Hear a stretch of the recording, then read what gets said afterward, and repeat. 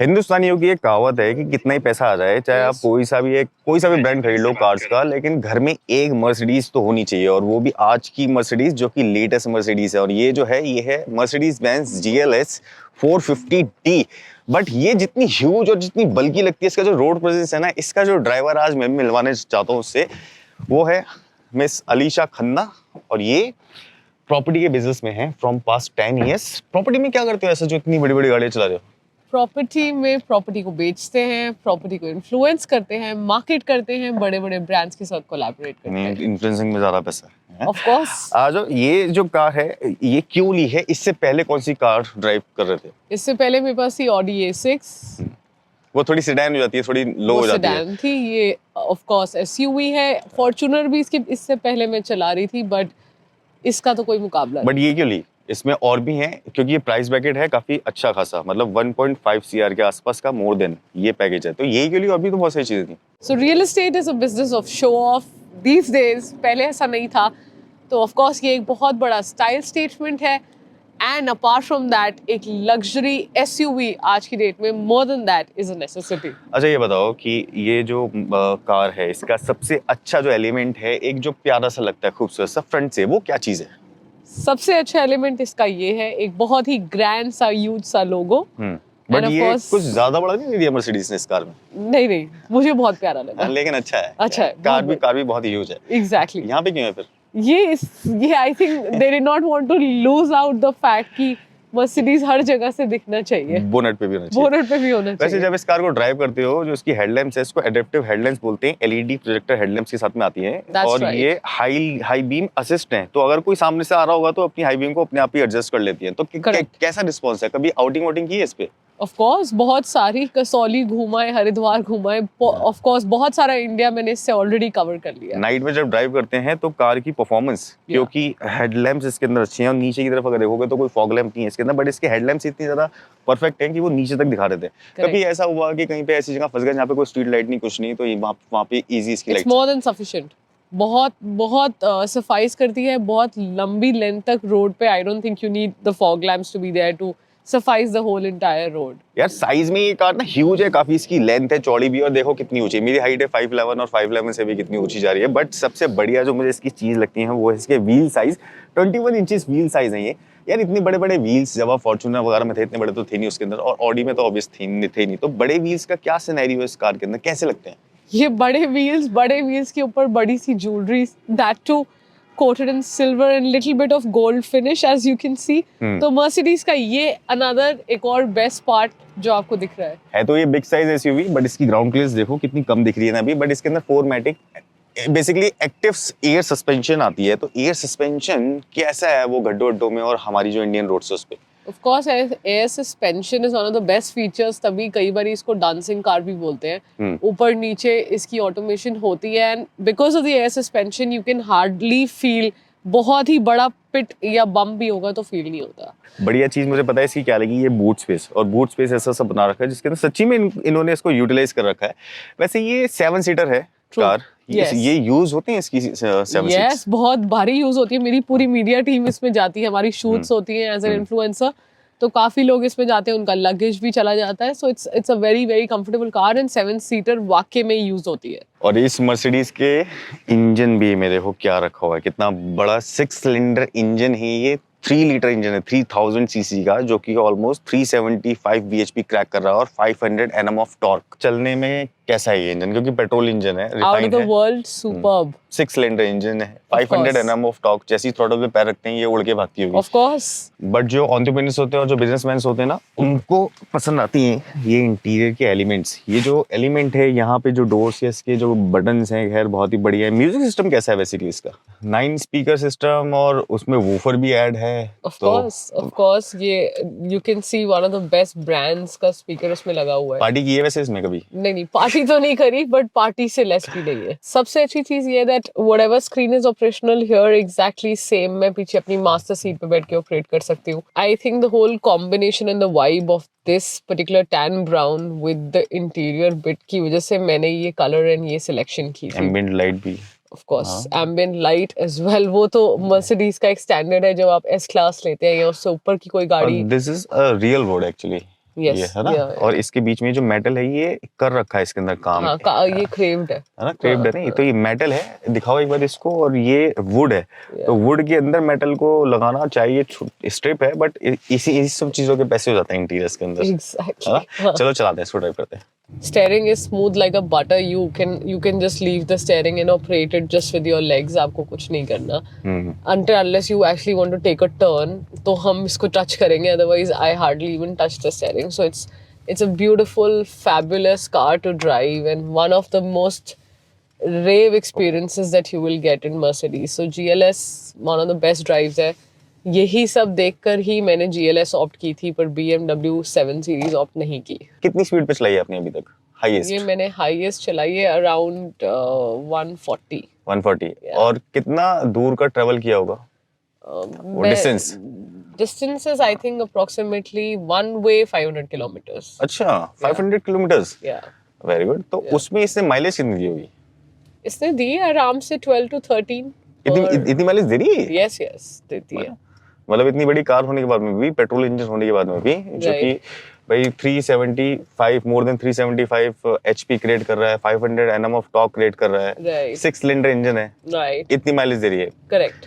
तो मतलब ज्यादा पैसा डालोगे तो आपको ज्यादा माइलेज मिलेगी, मतलब नॉर्मल कार आप लोगे तो वो इतनी माइलेज नहीं देती पेट्रोल वाली। क्या कहते हैं? वो आपके ऊपर डिपेंड करता है, बट हाँ हमारी तो यही सोच है कि जितना ज्यादा अमाउंट डालेंगे अच्छी गाड़ी में डालेंगे तो ऑब्वियसली माइलेज भी आपको अच्छी मिलेगी। बट ये कार ज्यादातर लोग ड्राइवर सीट पे बैठ के चलाते नहीं है, बैठते पीछे। Absolutely, this is actually a chauffeur's car, it's not a self drive car, but अगर आप सेल्फ ड्राइव भी करेंगे you will really enjoy the drive. और पीछे बैठ के जब फील आता है ना एक वो लग्जरी वाला कि भाई पैसे दिए तो मजा आ गया, है ना, वो फील है इसमें पीछे। आप खुद ही देख सकते हैं, it's absolutely sitting like in your drawing room, इतनी खुली space, what luxury and the way you are travel बहुत इजी है इसके अंदर। और बिजनेस पर्सन के लिए और एंटरप्रेन्योर्स के लिए एक ये भी एक पॉजिटिव पॉइंट आता है कि भाई कार तो कोई चला रहा है, उसमें हमारा टाइम वेस्ट नहीं हो रहा है, हम यहाँ पे कॉल्स ले सकते हैं, काम कर सकते हैं अपना पीछे बैठ के, है ना। तो यहाँ पे बैठ के देखो, इसमें ना मैं दिखाना चाहता हूँ, ये दो स्क्रीन्स लगी हुई है, एक स्क्रीन यहाँ पे लगी है, एक स्क्रीन वहाँ पे लगी हुई है, एक स्क्रीन यहाँ पे भी है। कौन सी सबसे ज्यादा यूज आ रही है? ये वाली सबसे ज्यादा यूज आती है। क्या होता है इसमें ऐसा? सब कुछ ही होता है। I can operate everything from here, starting from the roof, from here, this seat, सब सीट्स को मैं यहाँ से इस मास्टर सीट से ऑपरेट कर सकती हूँ। अच्छा, एक मेरा कंसर्न ये है कि 1.5 करोड़ रुपए डालने का इस टाइप की गाड़ियों में एक बिजनेस पॉइंट ऑफ व्यू से देखा जाए तो फायदा क्या है? बिजनेस पॉइंट ऑफ व्यू से फायदा कोई ऐसा, देखिए वैल्यू तो उसकी होगी डाउन ना, ऑफ कोर्स बिल्कुल होगी, डेप्रिशिएट तो हर एसेट की होती है, जो एक प्रॉपर्टी की नहीं होती, जिसमें ये वो इमूवेबल एसेट है, ये मूवेबल एसेट है, इसकी ऑब्वियसली वैल्यू डेप्रिशिएट होती है, बट आप अपने कंफर्ट को वैल्यू से अगर कंपेयर करेंगे तो आप कभी भी 10 लाख से ऊपर की गाड़ी नहीं ले पाएंगे फिर तो, अगर आप डेप्रिशिएशन में पड़ जाएंगे तो। अच्छा, सबसे प्रीमियम फीचर इसका पीछे बैठ के क्या है? क्योंकि मेरे को यहाँ पे ना कोई कूलिंग स्टोरेज नहीं दिख रही, पहली बात तो जो मेरे को पता चला, और यहाँ पे मेरे को ट्रेस नहीं मिली, जो कि मैंने जब मेबैक वगैरह रिव्यू किया उसके अंदर वो ट्रेस वगैरह होती है, खा पी लो, काम भी कर लो, और यहाँ पे कोल्ड स्टोरेज होती है, वो दोनों चीजें मिसिंग क्यों है? वो चीज इसमें इसलिए नहीं है बिकॉज ये मेबैक नहीं है, मेबैक एंड इसके अंदर यही से थोड़े से डिफरेंसेस। बट फिर भी 1.5 करोड़ रुपए में कुछ लाख रुपए ले लेते ना एक्स्ट्रा, यहाँ दे देते ना कोल्ड स्टोरेज। क्या लगता है कि मर्सिडीज जब ये बना रहा है 450D, तो इनको और क्या इंप्रूव करना चाहिए? ऑफ कोर्स कोल्ड स्टोरेज देना आई थिंक कहीं ना कहीं एक नेसेसरी पॉइंट था जो उसमें मिलना चाहिए था, end of course that usually इस सेगमेंट की गाड़ियों में you have massage chairs at the back, जो एस क्लास में आपको नॉर्मल मिलती है, बट GLS में मिसिंग कर दी उन्होंने, मिसिंग कर दी, मसाज चेयर्स इसके अंदर नहीं है, मसाजिंग ऑप्शन नहीं है यहाँ पे, टेबल्स नहीं है यहाँ पे, कोल्ड स्टोरेज नहीं है, और क्या नहीं लगता है ऐसा? I think that's about it, बाकी तो सब कुछ है। सब कुछ है। इसके यहाँ पे सपोर्ट नहीं है जो हमारी इसको वो वाले जो होता है ना, इंजन को सपोर्ट कर सके, बट वो आई थिंक मुझे ये रियलाइज नहीं हुआ शायद आज तक, but if you are saying कि हाँ नहीं है तो नहीं है। पैकेज बहुत बड़ा है। हाँ। अगर कोई इसको, जैसे मान लो कोई एंटरप्रेन्योर है, कोई अभी क्या कोई पैशनेट इंसान है गाड़ियों का, वो यूज भी लेना चाह रहा है इस मॉडल को, तो क्या कहते हो कि विन विन डील है इसमें? या विन विन डील है, no doubt. Comfort is epitome, number 1, classy and of course the whole vibe of the car is too good. अभी तक ये कितनी चल चुकी होगी? Almost. Approximately I think चल चुकी होगी 5 to 6,000. 5 to 6,000. इनकी मेंटेनेंस कॉस्ट कितनी होती है almost? See, maintenance depends. Mercedes की usually other luxury cars से maintenance थोड़ी सी ठीक है. अगर Audi में आप भेजते हैं after some years तो maintenance is really high of Audi and other brands. But इसके अंदर approximately I think you will have to spend 80,000 to 1 lakh rupees for each service. It goes once a year. अगर कोई parts change होते हैं तो? नहीं. हाँ, अगर नहीं होते हैं तो? नहीं होते हैं तो पार्ट चेंज होते हैं तो it will go all the more higher. 80 to 90,000 का क्या करते हैं क्या वो सर्विस में ऐसा इसके अंदर? Because इसका सब कुछ ही expensive है, starting from engine oil or whatever they change, filters, oil, whatever they have to change, सब कुछ ही expensive है, तो इतना इसके लिए एक normal range है to spend. अच्छा, मैं क्योंकि ये प्रॉपर्टी में है, प्रॉपर्टी में अभी अगर एनसीआर, दिल्ली एनसीआर की स्पेशली बात की जाए तो सीधा ही ले लो. कौन से ऐसे एरियाज हैं जहाँ पे कि इन्वेस्ट किया जाए और इन्वेस्ट करने के बाद में वो रिटर्न दे सकें अगले 3 to 4 years में? द्वारका एक्सप्रेस में आप इन्वेस्ट कर सकते हैं. It's a very good option. आने वाले टाइम में it's gonna go at least 10 times higher. अभी उसमें रेंज क्या चल रही है? अभी उसके अंदर रेंज चल रही है starting from 50 lakhs 1 CR depending आप क्या देख रहे हैं. You looking for a small chunk of land, apartment, कोई बिल्डर ऑलरेडी बना रहा है, किसी के पास लैंड की बात करें तो एक प्लॉट लैंड की बात करेंगे तो वहां पर आपको मिनिमम 1.5 to 2 CR से एक डिसेंट साइज प्लॉट साइजेस मिल जाएंगे. 100 square yard something. 100 square yard something. NCR में लोएस्ट प्राइस पे कहाँ पे लैंड या फिर कोई ऐसी प्रॉपर्टी मिल सकती है जो कि अगले 3 से 4 साल में जाके डबल से या फिर 3 गुने ज्यादा पैसा दे सकती है? See Noida also if you see Delhi NCR. अब दिल्ली में तो कोई ऐसे एरियाज बचे नहीं है जहाँ पे बूम आना बाकी है. साउथ दिल्ली तो ऑलरेडी हमेशा बूम पे रहता है. Other parts of Delhi are also equally growing.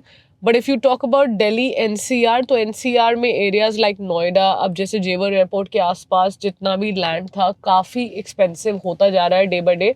But अभी भी स्कोप है. अभी भी येडा के प्लॉट्स निकलते हैं, काफ़ी ऐसे सेगमेंट्स निकलते हैं जहाँ पे आप इन्वेस्ट करेंगे आने वाले 2-3 साल में it will go more than double triple. अगर मेरे पास में एक बजट है, वैसे 2 बजट हैं लोगों के लिए, जैसे मान लो मेरे पास एक है 70 से 80 लाख रुपए मैं कर सकता हूँ इन्वेस्ट, या फिर मैं 1 से 1.5 करोड़ रुपए इन्वेस्ट कर सकता हूँ, तो 70 से 80 लाख रुपए में कहाँ करने चाहिए?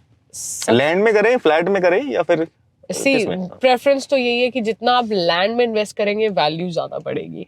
फ्लैट में इन्वेस्ट करेंगे आई विल नॉट से कि नहीं बढ़ेगी, बट हाँ रेशो बढ़ने का कम हो जाएगा. बिकॉज लैंड की जो एक वैल्यू होती है, एक पीस ऑफ लैंड जो जड़ से आपको मिलता है, उसकी जो वैल्यू इनहिबिट जाती है वो ऑब्वियसली ज़्यादा जाती है. जब उसके कट के फ्लैट्स बन जाते हैं तो वो वैल्यू डिवाइड हो जाती है, रेशियो ऑफ प्रॉफिट भी डिवाइड हो जाता है.